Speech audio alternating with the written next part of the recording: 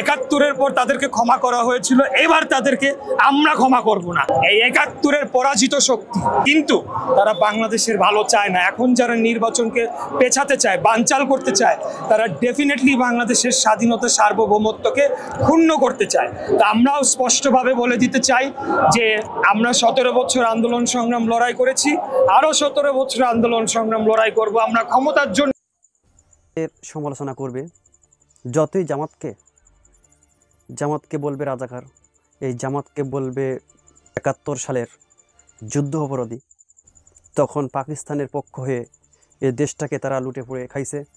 আচ্ছা বলেন তো, এ দেশের মানুষ ১৯৭১ সালে যে যুদ্ধ হয়েছিল কতজন মানুষ মরছিল, আর কোন দলে কতজন রাজাকার আছে? কিন্তু বিরোধী দলের বহুত রাজাকার আছে। রাজাকার কারা? সোজা আঙুলে ঘি না আনতে পারলে বাঁকা আঙুলে ঘি আনবো, তবে ঘি আমাদের পেতেই হবে। বা আপনি বাঁকা আঙুলে ইয়ে আনবে, মানে ঘি আপনাকে পেতেই হবে। আপনার কাছে ডেমোক্রেসি, ইডিওলজি, আদর্শ এগুলো কোনো ইয়ে নেই, তাও আবার আপনারা ইসলাম নিয়ে রাজনীতি করেন, একই কি ধরনের কথা।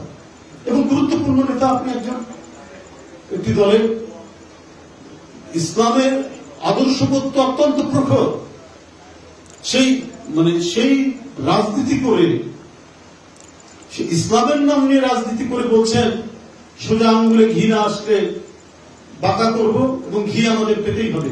অর্থাৎ আপনার কাছে অবাধ সুষ্ঠু নির্বাচন গুরুত্বপূর্ণ নয়, আপনার কাছে কি বলে যে জনগণের কাছে জবাবদিহিতা গুরুত্বপূর্ণ নয়, আইনের শাসন গুরুত্বপূর্ণ নয়, আপনার হচ্ছে অমল ধবল ক্ষমতা। এবং ক্ষমতাটা যে প্রক্রিয়াই হোক না কেন, এই ক্ষমতাটা যে প্রক্রিয়াই হোক আপনাকে পেতে হবে। তাহলে হাসিনার সাথে পার্থক্য কি? হাসিনার সাথে আপনাদের পার্থক্য নেই, কখনোই ছিল না। আমরা আপাত দৃষ্টিতে দেখি আওয়ামী লীগ তারা প্রচন্ড সমালোচনা করে সেই ইসলামপন্থী রাজনৈতিক দলগুলোকে, কিন্তু কার্যত আমরা দেখেছি প্রত্যেকটি ক্ষেত্রে তারা তাদের সাথেই মিলে গেছে। আপনার কি বলে যে ৮৬ সালে দেখেন শেখ হাসিনার সাথে চলে গেল তার সাথে নির্বাচন, অথচ তারা ইসলামপন্থী দল, ইসলামে তো অঙ্গীকার, ওয়াদা, কমিটমেন্ট অত্যন্ত গুরুত্বপূর্ণ বিষয়, সেই কমিটমেন্টকে অগ্রাহ্য করে হাসিনার সাথে নির্বাচনে চলে গেল। আবার ২০০৫ সালে কি বলে যে আন্দোলন শুরু করলো, কি বলে ৯৫ তো তত্ত্বাবধায়ক সরকার শুরু করলো। তারপরে ২০০৮ সালের যে নির্বাচন, বেগম খালেদা জিয়া যেতে চাননি নির্বাচনে, মঈনুদ্দিন ফখরুদ্দিনের, তারা বাধ্য করেছিল, বলেছে যদি বেগম জিয়া যদি না যায় তাহলে আমরা যাব। প্রত্যেকটি ক্ষেত্রে এখন দেখুন এই যে রাষ্ট্র বিভিন্ন নির্বাচন হলো, তারা গোপনে সেই দর্শকদের সাথে এক ধরনের আলোচনা করছে। কারণ ফিলোসফিক্যালি, দর্শনগত দিক থেকে জামাতের সাথে ওদের তো কোনো পার্থক্য নেই। আওয়ামী লীগের যেমন ডেমোক্রেসির প্রতি কোনো কমিটমেন্ট নেই, আওয়ামী লীগ স্বাধীনতা বলতে তাদের নিজেদের স্বাধীনতা মনে করে, ঠিক এদেরও তা। এই কারণে তাদের আপাত দৃষ্টিতে বলা হয় তারা অত্যন্ত বিপরীত ধর্মী দুইটি